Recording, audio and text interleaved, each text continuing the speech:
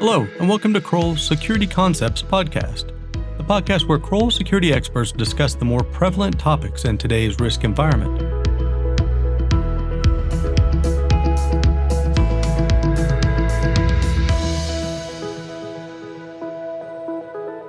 Today, we're focusing on the changing infrastructure for providing training to employees in this work-from-home, limitation of large gatherings environment.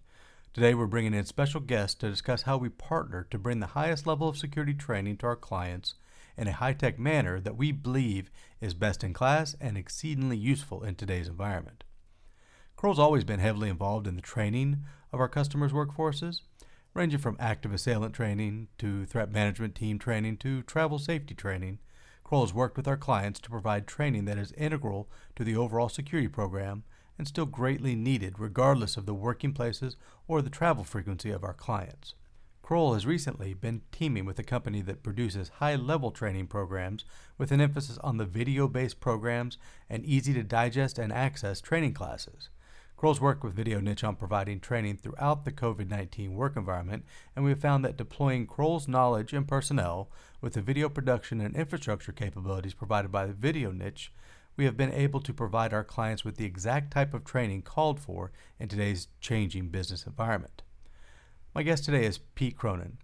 Pete is the VP of Business Development for Video Niche and a former executive in the financial print industry.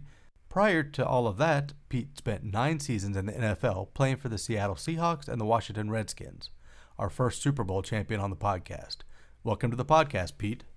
Well, thanks for having me. This is looking forward to spend a little time with you and explore the possibilities. Absolutely. It's been very interesting working with you up to this point and how we're able to provide that valuable training that is mandatory and necessary across our clients in a way that is better suited for today's environment with everybody working from home or working in socially distanced manners. What it really comes down to with a lot of these discussions is how do we meet the demand for all of this training? How do we make sure that our employees are properly trained on how they're doing their job, how they're keeping themselves safe, how they're basically preparing for COVID-19 in the workplace? How do we do this without bringing together large groups in auditoriums? So it's a really interesting topic to me, and I'm glad to have you on. We'll go ahead and just get right into some of the questions. One is, what kind of training are you typically seeing demand for? I mean, I see that we do a lot of travel security training. We do a lot of threat management training and threat awareness training. What do you guys see in your biggest demand to provide this off-site video-based training for from your clients? Well, probably our niche in the company, Video Niche, obviously that's pun not intended. We've discovered a great deal of interest in industries that tend to be regulated, where there is complicated with a risk element. So, okay, what's that mean? When you're dealing with in industries where, like utilities, for example, a lot of risk, lots of training, certifications are necessary. Doing it right is a priority. You don't get too many second chances. So we've seen a tremendous amount of interest in what I would loosely deem as regulated industries. However, we've also had a great deal of success by the nature of this, what I'm calling is the current reality. The need for training doesn't go away. The need for ongoing education doesn't go away, and companies have really struggled with how to deal with this, and it's required them to rethink their respective strategies. And when you consider, and I think you touched on it, traditional education and training on a corporate level, small classroom settings, large auditorium settings, live presentations, interactions with audiences, they were all commonplace. That's all, for the time being, is gone. Yet the demand for training and education, certifications, is beginning to backlog. So, we've kind of a long answer to a short question, but we've seen a tremendous amount of interest and success in those industries that require, that you do a very specific task, you do it right the first time. There's risk related, whether it be personal risk or otherwise, and the administrative body needs to monitor the behavior of that person executing that task. It makes sense. We've seen a lot of kind of the companies trying to figure out how they go from traditional training to this new environment of training. We've seen a lot of people have some slip ups where the training obviously didn't work well. The training didn't provide the content they needed, or it wasn't provided in a format that allowed all these work from home people to actually absorb it, use it, and get what they needed out of it. What kind of issues are you guys seeing trying to move from that classroom or amphitheater setting into more of the work from home? Everybody's looking at it on their computers, everybody's getting the same training, and we're making sure they all get it, but we're not doing that group training sessions anymore. Well, I think that it's really interesting because we are in this business now for almost 10 years, and we we we always looked at our what we provided, the video production capabilities and our technology, and we learned that it was a want to have in many cases versus a must have. And the want to have people tend to be the kind of the tip of the spear. They were those early adopters. Those are the people who they were innovators. They're the ones who were really embracing change, and this in living in that environment was had some degree of change involved in it, and how people deal with change, and so it was, like I said, it was more of a want to have than a must have. And but when COVID-19 hit, it flipped.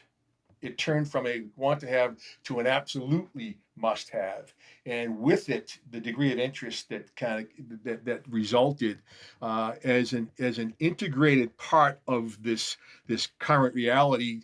There was a time when, think back to the when we just were all just starting to use tools like Zoom, and it was clunky. It was hard to work in that environment.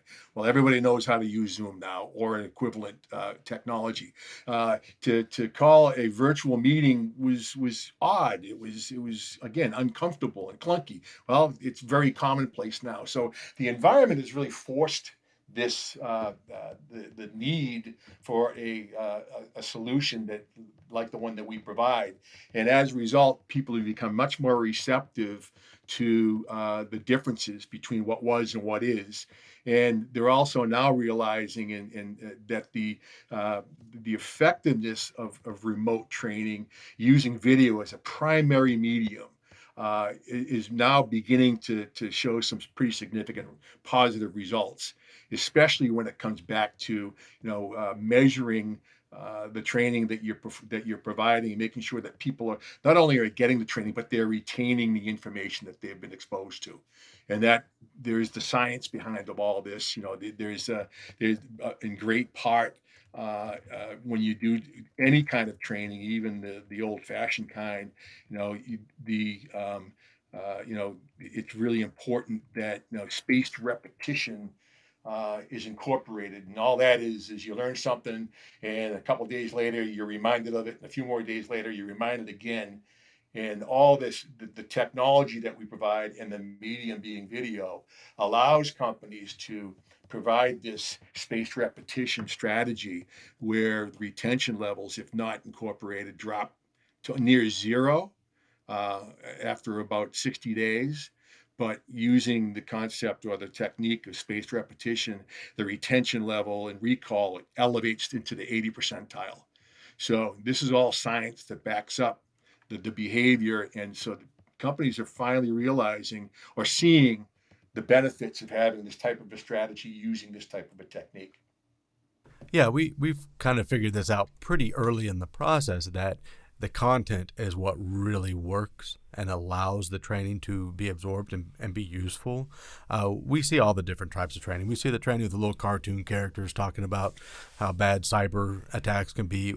All that kind of stuff is out there. What we have found is the best buy-in from employees and from management at our clients is really the content that is a bit above and beyond.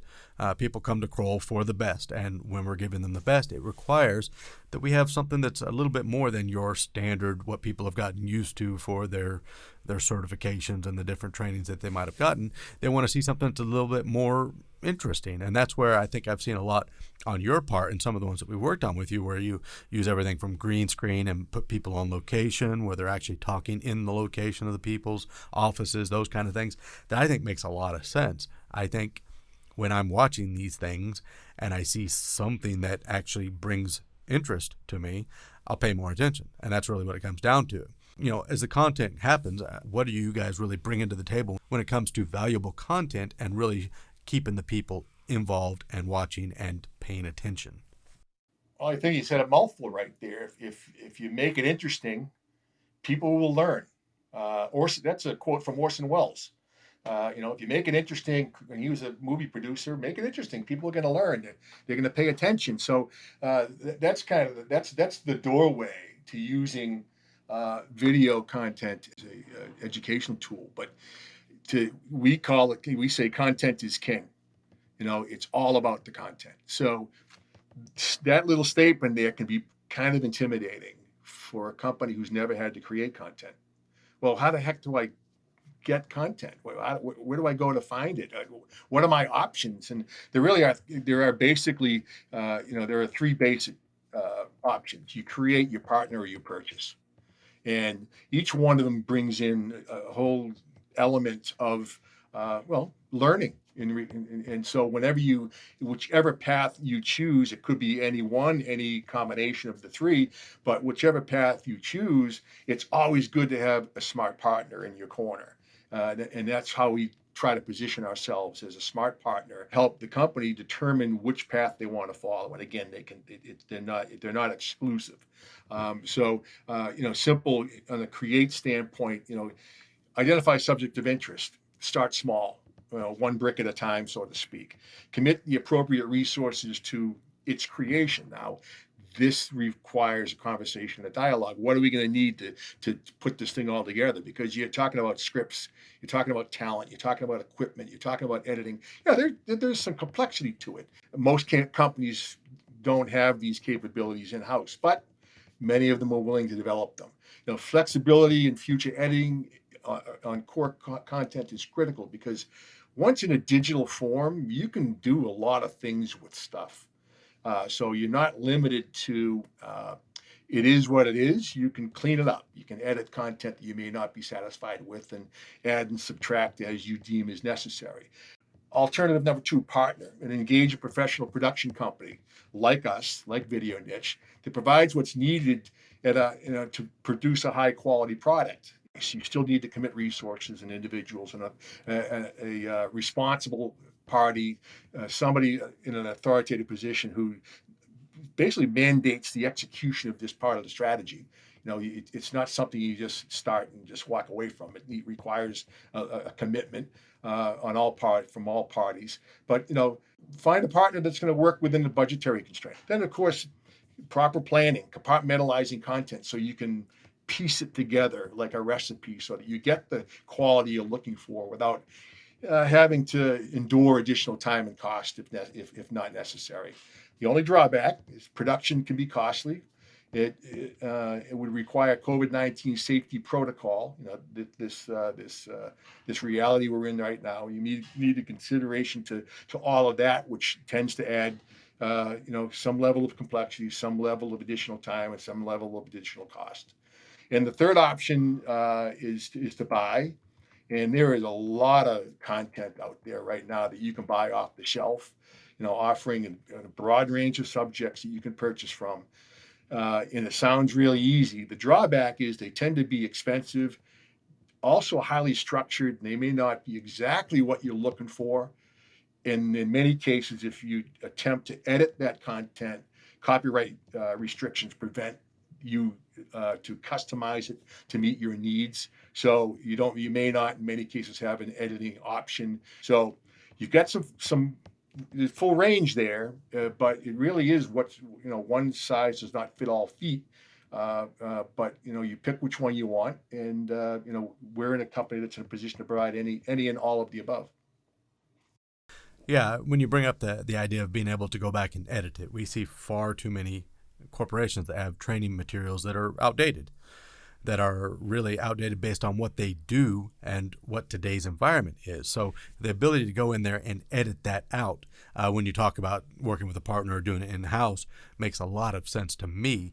Requirements change daily in some markets, and as we're trying to develop new content for our training, having to go out and buy all new training that's typically fairly generic to be able to spread across a whole market of people, and it makes that a bit more difficult. I like the ability to bring it in house or to go to this partner, come to someone like us to put all this together.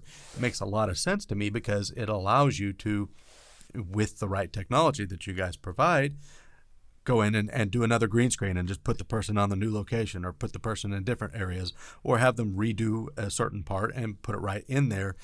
Being able to do those and being able to create that content fairly efficiently keeps it fresh, and it makes an impact on the people that are actually getting this training. I like that a lot. When it comes down to what we'll call the normal of today, how everything's working, what are the biggest issues that you, as you're coming to provide this training, and we're finding with clients that you guys are saying the biggest issues they have to tackle as they try to provide this level of training? Yeah, I think it's that's a great question because you're looking now at this kind of on a very holistic from a holistic perspective. It starts with you touched on a couple of things there in what we call compartmentalizing content. When you create content, when you create a curriculum, anybody who's ever been a school teacher, they put lesson plans together. It's kind of an executive summary approach when you're designing a written representation of what you want to say, how you want to say it, and by compartmentalizing everything, it allows you that flexibility to go in if something changes. And again, in a regulatory environment, or even just thinking about how quickly the world is changing now, you may have a training video that you're using across the company, and something happens. There's a regulatory change, or there's a global event, and all of a sudden, what you've created has a degree of obsolescence in it. And if you plan your production properly, you can isolate where that void exists, pull it out, record current information, and put it back into that standing document or that standing content, and all of a sudden it's current again. So these little techniques that a partner allows you or provides you the ability to avoid having to redo these major events. But I think there are a couple things that you probably need to be given consideration. Is the benefits are it really is around the availability of technology is first. So when you think about it, you go, wow, how am I going to get all this information to my employees? Everyone's got a smartphone, and not everyone, but most people do. Everyone's got a computer. That's right. Not everyone does, but most people do. So you kind of play to you default to the higher average, and with armed with these devices, you can provide digital content to these people on an ongoing basis. Really, at a self-paced learning approach where you require them to go through these training programs, and they can do it on their own time rather than watching television or reading a book. They go through a 3 or 5 or a 10-minute program that is required turning, and it allows you to monitor, to provide the content in a remote learning environment. And ideally, if you're using a tool that allows you to monitor end user behavior, you can send out the content, say, take a look at this, and there's a couple of questions I want you to answer, and I want it done in a couple of days. Keep it short and sweet. So it's small consumable bites. People are not geared to sit in front of a computer screen for 60 minutes and absorb just a wave of content. You break it into small consumable bites, make it easier for them to learn at their own pace, and ultimately, measure the learning at the back end, and then be able to reinforce that learning on an ongoing basis. And it's nirvana. It's a highly effective learning experience. Yeah, and I like it when we're talking about the whole partnership and how this all works. How it works when we work together with our clients is that you can bring together so many different topics into this single kind of depository of your training that sits up there on your private, secured video niche web page. So you can go in there, you can get your training, you can edit it, you can do whatever you need. But when you work with the partners, you can have all of this content coming in so that we have a familiar platform that we're using. Everybody's using the same thing, whether it's getting cyber training on how to properly secure your computers, or whether it's getting how to be security aware when you're traveling in high risk environments. All of these training comes into a single platform. Everybody knows how to use it. Everybody knows where to get it. And you have this content that sits there and that can be edited and updated on a fairly easy, as needed basis, to give us a training platform that I'm not getting 5 different types of training emails from the different parts of my company telling me to go do this training over here and this training over there. I like how it's all brought together and kind of uniform. So you have that ability in this type of partnership to really make that happen. When it really comes down to the levels, the types of training that you guys are doing, how we use the video niche depository of training to get it out to the people. I think most companies have LMSs, learning management systems. However, they're not designed to be specifically geared towards training and certification and assessments, whereas video niche is. It is a unique design for a very specific purpose, much less general than a learning management system. So our technology does, it sits aside the LMS and allows companies to really address a very specific corporate need using that technology. It's really designed to facilitate training, education, regardless of the subject, and provide a good learning, quality learning environment, especially in today's world where virtual learning has become a necessity rather than something that you want to have. You actually have to have it. So I really appreciate you coming on and talking to us a bit about how this works and how we have kind of joined together to do a lot of these types of training platforms for our clients. I want to thank everybody for tuning in this week. We will see you in a couple weeks. Thanks a lot.